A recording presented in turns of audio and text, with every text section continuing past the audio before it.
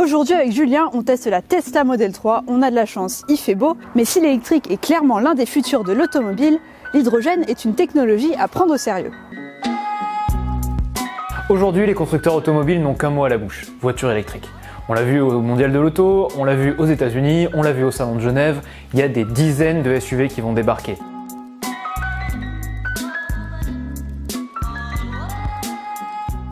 Je suis vraiment super heureux d'avoir cette voiture aujourd'hui avec moi. Cette voiture, c'est qui? C'est la Tesla Model 3. Alors, qu'est-ce que c'est que la Tesla Model 3? Tesla Model 3, c'est la voiture tant promise par Elon Musk. C'est la voiture qui devait arriver peut-être un poil plus tôt, avant que la concurrence commence à proposer ses modèles. C'est une voiture qui en tout cas a un avantage par rapport à tout ce qui se fait aujourd'hui, c'est son prix. C'est la qualité Tesla, la sécurité, le confort, la technologie, les mises à jour, la vitesse, le design. Vous avez tout ce que vous retrouvez dans une Tesla Model S ou dans une Tesla Model X, mais vous avez en plus un prix plancher qui est censé descendre. Alors on va casser tout de suite les rêves de la plupart des gens, c'est quand même cher. On est sur une voiture qui va coûter 53 000 € en pied plancher pour l'instant, mais par rapport à la première génération de Tesla et aux modèles les plus chers qui se commercialisent aujourd'hui autour de 180 000 €, on est presque à 2 à 3 fois moins que le prix demandé pour les modèles haut de gamme. Et ça en fait c'est une prouesse. C'est incroyable à quel point Tesla a réussi sur un modèle d'entrée de gamme entre guillemets, parce que c'est vraiment l'entrée de sa gamme, même si on garde des prestations haut de gamme, à faire un véhicule qu'on aime conduire. On a un tableau de bord qui est complètement vide, il y a rien devant, donc on voit entièrement la route. Tout est déporté sur un écran central, il n'y a que 2 commandes au volant, en haut la commande des warnings. C'est l'épuration la plus totale pour que le conducteur n'ait qu'une chose à penser, la route et son plaisir de conduite. Et c'est là en fait où Tesla fait un pied de nez à tous les constructeurs auto qui disaient oui Tesla, le pilote automatique, on va arrêter de conduire, etc. Pas du tout. La Model 3 c'est une des voitures peut-être qui m'a été le plus agréable à conduire. C'est une voiture qui est capable de manœuvrer, elle est très maniable. On a vraiment tout ce qui fait les ingrédients d'une voiture exceptionnelle, une voiture sportive. C'est un challenge et c'est quelque chose qui va être très important pour l'industrie parce que ça va être la preuve de concept, la première fois où on va pouvoir se dire ok, l'électrique maintenant c'est une opportunité. Certes, c'est une belle invention pour l'automobile, mais ce qu'on met souvent en avant, c'est que la voiture électrique est entièrement propre. Elle est, comme on dit, zéro émission. Mais c'est pas entièrement juste. C'est vrai parce que effectivement, elle n'émet rien, mais ça serait oublié dans l'équation la production d'électricité. Alors comment on produit de l'électricité aujourd'hui? Comment on fait? Eh ben c'est simple. Aujourd'hui, on a le nucléaire qui est le plus utilisé en France et qui est une technologie qui se base sur l'avenir, c'est-à-dire qu'on se dit dans quelques années, dizaines, centaines d'années, on saura traiter les déchets nucléaires. En attendant, ben, on fait quoi? On les enfouit. Et on a des énergies qui sont générées à partir de centrales à énergie fossile, donc comme des centrales à charbon, ce qui est beaucoup utilisé par exemple en Allemagne. À côté de ça, on a quoi? On a de l'électricité produite par des énergies renouvelables, donc que ce soit du solaire, de l'éolien, parfois de l'hydro. On se retrouve du coup avec une production électrique qui a un impact environnemental, même si les voitures finissent toujours par avoir zéro émission. À cela va s'ajouter un autre problème que la voiture électrique pose. Et ce problème, il vient des batteries.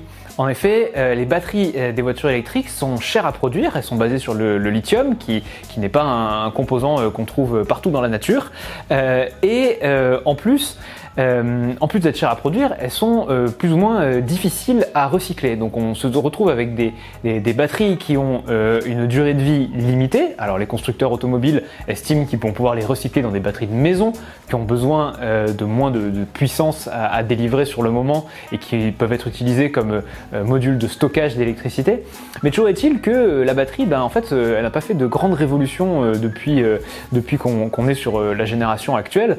Et ça signifie qu'en réalité, on va avoir dans l'automobile un problème directement lié à la batterie, qui est le problème de l'autonomie. Tous ces problèmes mis bout à bout font que l'électrique, pour bien des observateurs, n'est pas la seule solution au renouvellement de l'automobile individuelle. Et pour ça, on l'oppose souvent à une autre technologie qui est l'hydrogène. Le principe d'une voiture à hydrogène, il est simple. En réalité, c'est une voiture à moteur électrique, sauf qu'au lieu d'avoir une batterie, eh ben, on a une pile à combustible à hydrogène. Alors, il n'y a pas beaucoup de constructeurs qui se sont lancés sur le secteur, mais on a la chance en France d'avoir Hyundai qui propose aujourd'hui sa Nexo, qui est employée par quelques taxis notamment. Et on a eu la chance d'aller les rencontrer pour qu'ils nous expliquent un peu comment la voiture à hydrogène pourrait entrer dans le mix énergétique de la mobilité de demain.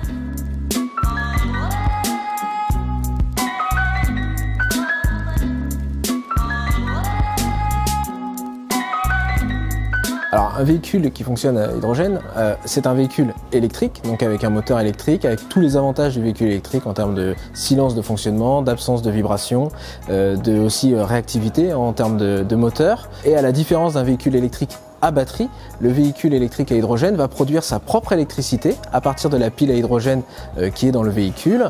Le fonctionnement de cette pile à hydrogène est relativement simple, pourrons-nous dire. On a de l'hydrogène qui est stocké dans les réservoirs. Cet hydrogène est mélangé avec de l'oxygène qui est capté dans l'air ambiant. Et la réaction entre les deux va produire de l'électricité et le seul résidu que nous aurons, ce sera de la vapeur d'eau à l'issue de ce cycle de production d'électricité.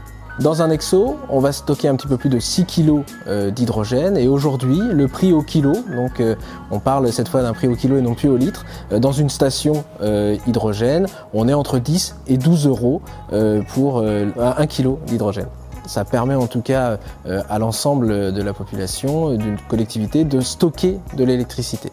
On est capable de produire de l'électricité à partir d'énergie renouvelable, mais cette électricité doit être consommée immédiatement. L'avantage de l'hydrogène, c'est que ça permet d'avoir une transition dans le cycle d'énergie et donc de stocker de l'électricité, aussi bien demain pour alimenter des véhicules à hydrogène, mais aussi toutes sortes d'équipements qui fonctionnent à l'électricité. La Norvège est un pays précurseur où on va retrouver un vrai réseau de stations hydrogène. On va pouvoir traverser le pays avec un véhicule tel que Nexo. Également en Allemagne où les choses sont en train de se mettre en place, mais encore au Royaume-Uni. Et en France, on est encore au début, mais avec la chance d'avoir des acteurs vraiment importants de cette technologie hydrogène sur le territoire. L'utilisateur d'un véhicule électrique à hydrogène, ça va être un conducteur qui a besoin de faire beaucoup de kilomètres, qui a un usage assez intensif de son véhicule et qui ne peut pas se permettre d'attendre pendant 1 heure, 2 heures, voire plus pour recharger le véhicule. L'avantage de Nexo, c'est qu'on va pouvoir faire 666 km totalement en électrique, la plus grande autonomie d'un véhicule électrique aujourd'hui, et le temps de charge, c'est uniquement 5 minutes, c'est-à-dire le temps nécessaire à recharger en hydrogène le véhicule. Donc, une utilisation qui est très proche d'un véhicule essence ou diesel tel qu'on le connaît aujourd'hui. Pour autant, le but n'est pas d'opposer les différentes technologies entre un véhicule électrique à batterie, un véhicule électrique à hydrogène. Le but pour nous, c'est de pouvoir proposer aux clients et aux différents usagers le maximum de technologies, d'offrir le choix sans opposer les technologies et en fonction de son usage, chaque client va pouvoir choisir la technologie qui lui correspond le plus. Après avoir entendu tout ça, honnêtement, j'étais quelqu'un qui était vraiment pas emballé par la technologie à hydrogène. Pour moi, elle demandait énormément d'investissement, beaucoup de coûts en infrastructure et surtout, je voyais pas du tout les modèles arriver. Cela dit, la vision de Hyundai est convaincante. On a vraiment deux technologies qui, même si elles semblent s'opposer, finalement se complètent vraiment à merveille et on a hâte de voir comment elles vont cohabiter dans nos rues dans les 20 prochaines années. C'est tout pour aujourd'hui, on vous dit à bientôt et puis n'oubliez pas, si vous avez aimé cette vidéo, ça nous ferait plaisir que vous vous abonniez à la chaîne, le petit bouton il va apparaître ici. Et voilà, c'est cool, merci, salut.